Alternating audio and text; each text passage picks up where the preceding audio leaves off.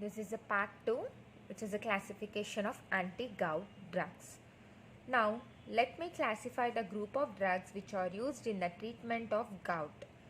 If you see this gout particularly, it is classified into the two types, which is acute gout and chronic gout. So, if you take this particular acute gout, for the treatment of acute gout, we have three group of drugs which are NSAIDs, colchicine and corticosteroids. These are the drugs which are given in the treatment of the acute gout. Whereas coming to the chronic gout, we have three groups of drugs that decrease the synthesis of uric acid. We have purine analog, which is allopurinol, and non-purine analog, which is febuxostat. And coming to the second drugs which increases the excretion of the uric acid, that is probenecid, sulfenpyrazone, bromomyrone. Coming to the third group, which are the drugs that increase the metabolism of the uric acid, we have two important drugs that are rasburicase and pegloticase.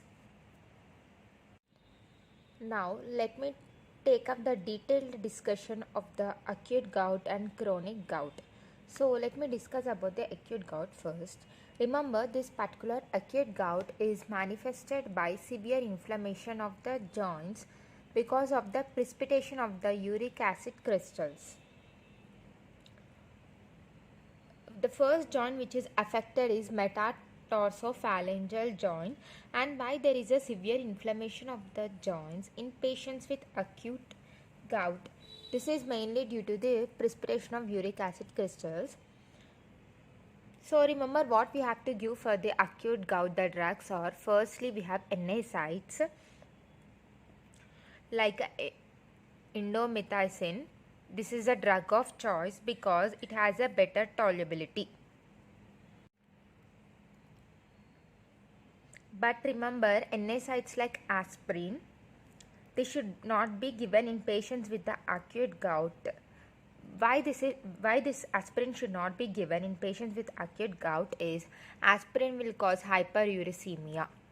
And we have another drug which is tolmetin, and this is not effective in the treatment of the gout. Okay. So apart from this particular NSAIDs, we have another group of drugs which are called colchicine. Now, if we take this particular group of drugs which are colchicine which is more effective, and these are fast acting compared to that of the NSAIDs, and these are rarely used because of the high toxicity. Now let's discuss how does this act. Remember, this drug will act by inhibiting the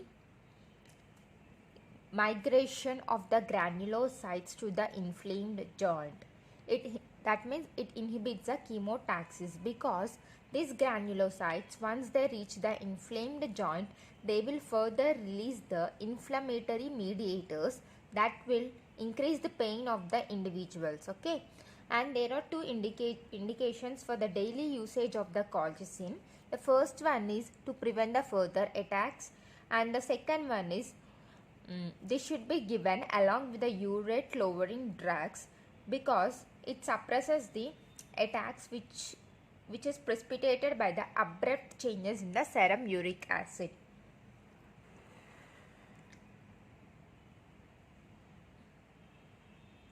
In case of refractory cases, what we have to give is interarticular corticosteroids.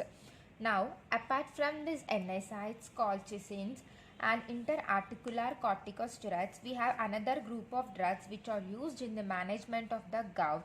These are interleukin 1 inhibitors. We have here three drugs. The first one, which is anakinra, canakinumab and rilonacept. Okay. Now let me discuss about the drugs which are used in the treatment of the chronic gout. The first one, drugs that decrease the uric acid synthesis. We have two drugs, allopurinol and febuxostat. These are the two important drugs which decrease the uric acid synthesis, whereas allopurinol is a purine analog, hypoxanthine analog, whereas febuxostat is a non-purine analog. So the mechanism of action is they act by inhibiting the xanthine oxidase enzyme. So what does this particular allopurinol do is, allopurinol gets metabolized by the same enzyme which is xanthine oxidase to alloxanthine. This alloxanthine in turn inhibits the xanthine oxidase enzyme. This alloxanthine is long-acting inhibitor of the xanthine oxidase. Thereby, we don't have the enzyme xanthine oxidase, which is used for the uric acid synthesis, and uric acid synthesis will not occur because the enzyme is inhibited by the alloxanthine. And allopurinol is considered as a drug of choice in the intercritical period.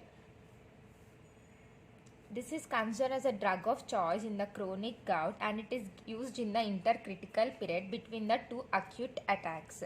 So these two drugs are also used with the anti-cancer drugs. The allopurinol and febuxostat are both used with the anti-cancer drugs. So why they use with the anti-cancer drugs is because whenever we use anti-cancer drugs, there will be hyperuricemia, right? So in order to decrease the hyperuricemia, we give this particular drugs which will decrease the uric acid synthesis. Now if we take this particular xanthine oxidase enzyme, so coming to the purine metabolism, the purines gets broken down into the hypoxanthine in the presence of phosphoferbisyl enzyme, and the hypoxanthine in turn gets break down into the xanthine in presence of xanthine oxidase, and xanthine gets converted to uric acid in presence of xanthine oxidase, and this uric acid is excreted in the urine, or this metabolism may increase and get converted to allantoin in presence of urate oxidase enzyme. So whenever we give allopurinol, what happens is that it gets inhibited. The xanthine oxidase enzyme gets inhibited and the uric acid synthesis will decrease. Now I will be discussing about the drug interactions. There are two important drugs, the 6-mercaptopurine and azathioprine. So coming to the 6-mercaptopurine and azathioprine, these are metabolized by the same enzyme which is xanthine oxidase. So now when we are giving xanthine oxidase inhibitors, what will happen is once the enzyme is inhibited by the metabolism of the 6-mercaptopurine and azathioprine does not occur. What is that? Means once the xanthine oxidase is inhibited and the metabolism of 6-mercaptopurine and azathioprine will not occur. It does not occur. So these are those of the drugs should be decreased.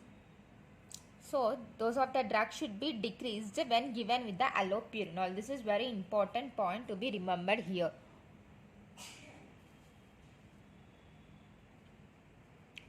Now if you take this particular allopurinol along with sodium stibogluconate, this is used in the treatment of kala azar also, and this allopurinol, it is contraindicated in acute gout. Why it is contraindicated in acute gout? Because uric acid has inhibitory effect on release of cytokines. This allopurinol reduces the synthesis of uric acid. So in such clinical scenario where uric acid is inhibiting the release of cytokines, allopurinol may aggravate the inflammation by reducing the uric acid synthesis. This is very important, and this is here allopurinol plus sodium stibogluconate is used in the treatment of kala azar. This is the another advantage of allopurinol.